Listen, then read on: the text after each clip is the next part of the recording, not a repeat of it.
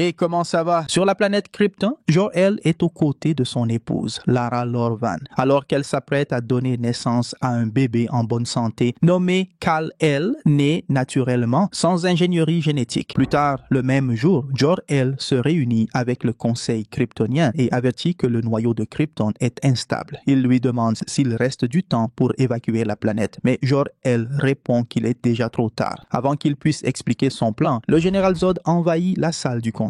Zod et ses partisans tuent l'un des anciens. Il propose à Jor-El de le rejoindre pour préserver la lignée supérieure des Kryptoniens, mais Jor-El refuse. Alors qu'il est emmené par les hommes de Zod, il parvient à s'échapper avec l'aide de son robot. Dehors, Jor-El voit le chaos s'emparer de la région. Il monte sur une créature ailée appelée Airaka qui le conduit à la chambre de la Genèse où les bébés kryptoniens sont générés. Là, Jor-El plonge au centre et récupère le codex. Il retourne à la citadelle où Lara l'attend avec le bébé. Ensemble, ils se préparent à placer Kal-El dans un vaisseau qui l'emmènera sur Terre. Lara est attristée à l'idée que le bébé ne les connaîtra jamais réellement. Jor-El la réconforte en disant que l'enfant ira bien. Ensuite, il intègre le codex dans le corps de Kal-El et lui laisse une clé portant la lettre S. Alors qu'il se prépare à le lancer, Zod et ses soldats attaquent la citadelle. Jor-El revêt son armure et affronte plusieurs Kryptoniens, battant Zod, qui supplie Lara d'arrêter le lancement du vaisseau. Mais elle le lance quand même. Zod, furieux, tue Jor-El. Il ordonne ensuite à l'un de ses vaisseaux d'abattre celui de Kal-El, mais son appareil est détruit, et lui ainsi que ses partisans sont capturés. Plus tard, Zod et ses hommes sont jugés pour meurtre et trahison et condamnés à la zone fantôme. En partant, Zod menace le conseil et promet à Lara qu'il retrouvera Kal et récupérera le codex. Zod et ses partisans sont placés en stase à bord du vaisseau kryptonien Black Zero qui est envoyé dans la zone fantôme. Lara retourne chez elle et tandis que Krypton explose, elle prie pour que Kal puisse bâtir un monde meilleur. Pendant ce temps, le vaisseau de Kal-El entre dans l'atmosphère terrestre et atterrit dans un champ de ferme à Smallville, au Kansas. Ce champ appartient à Jonathan Kent et à son épouse Martha. 33 ans plus tard, Kal-El, désormais connu sous le nom de Clark Kent, travaille sur un bateau de pêche. Lui et les autres pêcheurs reçoivent un appel de détresse provenant d'une plateforme pétrolière en flammes et Clark se précipite pour sauver les personnes piégées, surprenant tout le monde en traversant le feu. Les hommes sont secourus, mais Clark reste pour soutenir une lourde structure métallique qui s'effondre et l'entraîne au fond de l'océan. À ce moment-là, Clark a un flashback de son enfance. À l'école, une enseignante lui pose une question, mais ses sens surdéveloppés le submergent. Pris de panique, il se cache dans le placard de nettoyage. L'enseignante tente d'ouvrir la porte, mais se brûle en touchant la poignée. Elle appelle alors Martha, qui se rend à l'école pour le réconforter. Avec l'aide de sa mère, Clark apprend à contrôler ses pouvoirs grâce à des exercices de respiration et de méditation. De retour sur la côte, Clark vole des vêtements et quitte la ville. En chemin, il voit un bus scolaire et se rappelle du jour où un pneu a éclaté et où le bus est tombé d'un pont dans une rivière. Clark utilise sa force pour pousser le bus et éviter qu'il ne coule. Pendant le sauvetage, il révèle ses pouvoirs à Lana Lang et Pete Ross. Plus tard, la mère de Pete raconte au Kent ce que Clark a fait, mais Jonathan nie que son fils soit spécial. Ensuite, Jonathan explique l'importance de garder ses pouvoirs secrets, disant que les gens ont peur de ce qu'ils ne comprennent pas. Lorsque Clark insiste pour obtenir des réponses, Jonathan lui montre le vaisseau kryptonien dans lequel il est arrivé et lui remet la clé de commande, l'encourageant à découvrir ses origines et affirmant qu'il sera toujours son père. Clark travaille maintenant dans un bar routier. Là, il entend des hommes parler de militaires enquêtant sur quelque chose d'étrange sous la glace en Arctique. Pendant ce temps, un client devient désagréable avec une serveuse. Clark la défend, mais elle dit que cela n'en vaut pas la peine. Le client lui renverse de la bière dessus, ce qui l'irrite et Clark quitte le bar pour détruire le camion de l'homme avant de quitter la ville, se dirigeant vers l'endroit où se trouve le vaisseau extraterrestre. En Arctique, la journaliste Lois Lane arrive en hélicoptère. Elle est là pour couvrir la découverte sous la glace et Clark, se faisant passer pour un ouvrier local, porte ses valises. L'opération est dirigée par le colonel Nathan Hardy de l'armée de l'air des États-Unis, qui travaille avec le docteur Emil Hamilton. Le docteur n'apprécie pas la présence de Lois et tente de la faire partir, mais elle a l'autorisation de rester. Il révèle qu'une image a montré un énorme objet vieux de près de 20 000 ans. Plus tard dans la nuit, Clark s'éloigne des militaires. Seul, il perce perce la glace avec sa vision thermique. Loa voit la scène et décide de le suivre. L'objet est en réalité un grand vaisseau spatial extraterrestre. À l'intérieur, Clark est confronté à un robot sentinelle jusqu'à ce qu'il insère la clé de commande dans une porte, activant les systèmes du vaisseau. Lorsque Loa tente de prendre une photo, la sentinelle l'attaque et la blesse. Clark la sauve et cautérise la plaie avec sa vision thermique. Ensuite, il la ramène dehors, où elle peut être retrouvée avant que le vaisseau ne décolle et s'envole au loin. À Metropolis, Loa écrit un article sur ce qu'elle a vu dans l'Arctique, mais le rédacteur en chef Perry White refuse de le publier, craignant les conséquences qu'une telle histoire pourrait avoir sur le monde. Loa remet alors l'histoire à Glenn Woodburn qui la publie sur Internet. Pendant ce temps, Clark pilote le vaisseau vers un autre endroit isolé dans l'Arctique. Là, il est accueilli par une projection holographique de Jor-El qui lui révèle toute la vérité sur ses origines, son véritable nom et la raison de son envoi sur Terre. Jor-El révèle que dans un passé lointain, Krypton était une civilisation prospère qui a tenté de s'étendre dans l'espace, bien avant l'apparition de la civilisation humaine. Le vaisseau que Clark a trouvé faisait partie de centaines lancés durant cette époque. Cependant, ces projets ont été abandonnés lorsque la reproduction artificielle a commencé et que toutes les ressources naturelles ont été épuisées. Le noyau de Krypton est devenu instable. Jor-El et Lara pensaient que la génétique avait privé les Kryptoniens de leur capacité à choisir leur propre destinée. C'est pourquoi ils ont conçu Kal-El naturellement, afin qu'ils puissent défier ce système. Ils l'ont envoyé sur Terre non seulement pour échapper à la fin de Krypton, mais aussi pour construire son propre destin. Jor-El croit que l'humanité a le potentiel de devenir aussi grande que Krypton à son apogée, et que Kal peut les guider en unissant le meilleur des deux mondes. Jor-El lui remet alors un costume kryptonien orné du symbole S, qui représente la maison des El et signifie l'espoir. Revêtu du costume et motivé par les paroles de Jor-El, Clark commence à tester les limites de ses pouvoirs. D'abord, il effectue de grands sauts jusqu'à finalement réussir à voler à grande vitesse, franchissant le mur du son et parcourant de longues distances à travers le monde. Loa continue d'enquêter sur son sauveur. Elle parle au pêcheur avec qui Clark a travaillé, puis à Pete Ross, désormais adulte, qui l'a conduit à la ferme des Kent. Là, elle discute avec Martha et visite ensuite la tombe de Jonathan. Clark la retrouve au cimetière, mais dit qu'il ne veut pas raconter son histoire. Un autre flashback montre lui et Jonathan discutant dans la voiture. Une tornade approche et tout le monde commence à fuir. Clark court sauver le chien coincé dans le camion, mais Jonathan lui dit de sauver sa mère et une fillette. Le chien est sauvé, mais Jonathan se blesse lorsqu'une voiture s'écrase sur le camion. Clark tente de l'aider, mais Jonathan lève la main pour lui dire d'arrêter. Il est emporté par la tornade pour protéger le secret de son fils, laissant Clark dévasté. L'histoire de Loa se répand sur Internet, ce qui énerve Perry. Elle dit qu'elle va la retirer, affirmant que ses sources se sont trompées. Perry la suspend pendant 2 semaines sans salaire, mais lui dit qu'elle a pris la bonne décision. Pendant ce temps, Clark retourne chez lui et annonce à sa mère qu'il a découvert d'où il vient et qui sont ses véritables parents. Au commandement de la défense aérospatiale, le général Stanwyck est informé qu'un ovni a été repéré. Les images apparaissent aux infos, mais sont rapidement interrompues par une transmission mondiale. Dans ce message, quelqu'un répète « Vous n'êtes pas seul ». L'homme dans la vidéo se révèle être le général Zod et annonce la présence de Kal-El sur Terre. Il lance une menace disant que si Kal-El ne se rend pas dans les 24 heures, les habitants de la Terre souffriront. Le lendemain, Woodburn est interrogé au sujet des extraterrestres et mentionne Lois, affirmant qu'elle sait où trouver Kal-El. Perry tente de la prévenir, mais elle est arrêtée par Hardy et le FBI avant d'avoir pu s'échapper. À Smallville, Clark est dans une église en train d'écouter les nouvelles. Il a alors un autre flashback, se souvenant de l'époque où des brutes l'avaient provoqué, mais Jonathan était intervenu. Pete Ross avait même aidé Clark à se relever. Il parle à un prêtre de sa situation et lui révèle qu'il est celui que tout le monde recherche. Clark se confie, disant qu'il ne peut pas faire confiance aux humains. Le prêtre lui conseille de faire un acte de foi, en expliquant que la confiance viendra après. Après cela, Clark, déjà vêtu comme Superman, rencontre le général Stanwyck et se propose de se rendre à condition que Lois soit en sécurité. Il la retrouve dans une salle d'interrogatoire et lui dit que le S sur sa poitrine est un symbole d'espoir. Ensuite, il explique au docteur Hamilton, à Hardy et à Stanwyck qu'ils ont peur parce qu'ils ne peuvent pas le contrôler et qu'ils ne le pourront jamais, mais que cela ne fait pas de lui un ennemi. Dans le désert, le vaisseau de Zod atterrit. Ils sont accueillis par Faora Ul, qui exige que Loa accompagne éloigne Clark. Malgré les protestations de Hardy, Lois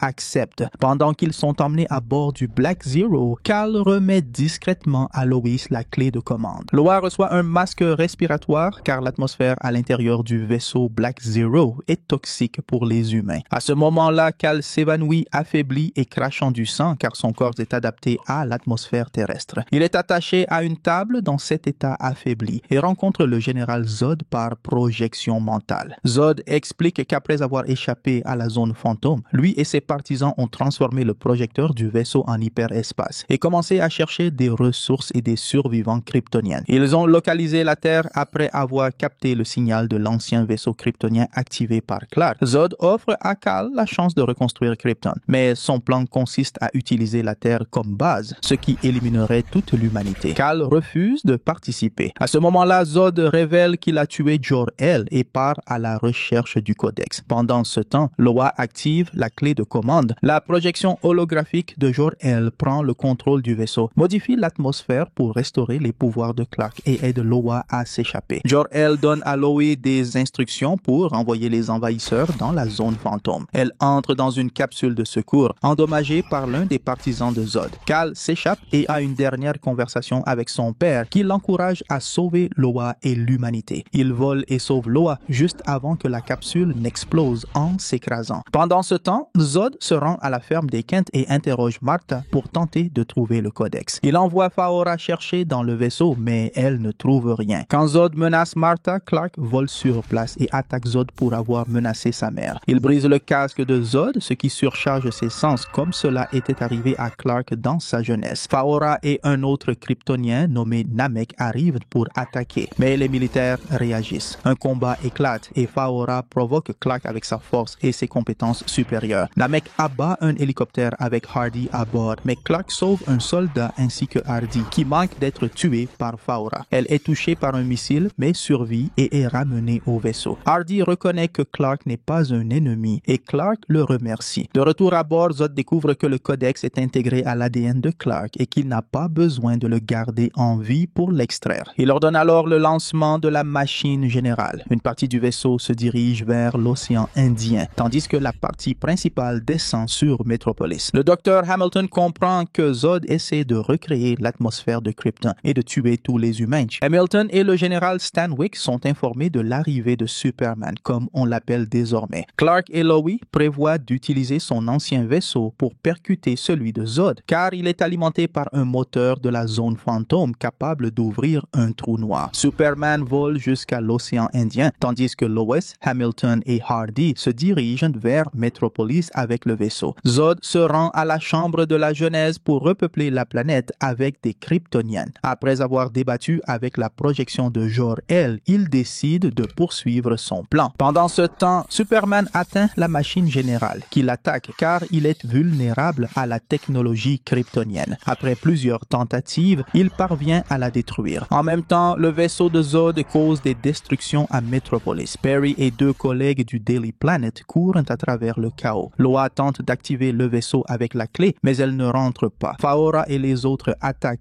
mais Hamilton comprend qu'il faut faire pivoter la coque du vaisseau. Une fois cela fait, la clé s'insère et active le vaisseau. À cet instant, Zod arrive avec la chambre de la Genèse, mais Superman intervient. Zod prévient que s'il détruit le vaisseau, il détruira Krypton. Superman hésite, puis dit que Krypton a déjà eu sa chance et détruit le vaisseau avec sa vision thermique. Faora tente à nouveau de tuer Hardy, mais il se souvient de sa phrase qu'une bonne mort est sa propre récompense. Avec le vaisseau activé, Lois est projetée à l'extérieur et Hardy pilote le jet droit sur le vaisseau principal de Zod, ouvrant la zone fantôme. Faora et les autres sont aspirés à l'intérieur pendant que Superman atterrit près de Lois et voit que Zod est encore vivant. Zod attaque, affirmant qu'il a tout fait pour le bien de Krypton. Ils s'affrontent dans un combat qui provoque encore plus de destruction à Metropolis, jusqu'à l'effondrement d'un immeuble. Zod tente de tuer une famille avec sa vision thermique et Superman le supplie d'arrêter. Comme Zod refuse, Clark comprend qu'il n'a pas d'autre choix et lui brise la nuque. Zod meurt et Superman hurle de douleur. Lois accourt pour le réconforter. Quelques semaines plus tard, le général Stanwyck et le major Ferris trouvent Superman en train de faire tomber un drone de l'armée de l'air. Il dit qu'il sait qu'ils ont essayé de localiser son domicile, mais exige qu'ils arrêtent. Triton. Il jure de protéger la Terre et de se battre pour ce qui est juste. Le général remet en question sa loyauté et Clark répond qu'il vient du Kansas et qu'on peut lui faire confiance. Quand il s'envole, le major sourit, satisfait. Clark retourne chez Martha et tous deux savent que Jonathan serait fier de l'homme qu'il est devenu. Martha lui demande ce qu'il compte faire maintenant et Clark répond qu'il va trouver un emploi où personne ne remarquera ses absences étranges. Il entre alors dans les locaux du Daily Planet où il est présenté à Lois Lane comme le nouveau journaliste du journal. Il porte désormais des lunettes à monture noire, mais Lois le reconnaît et l'accueille avec un sourire. Ainsi se termine L'Homme d'acier, film de science-fiction et d'action de 2013. Et je te retrouve dans la prochaine vidéo.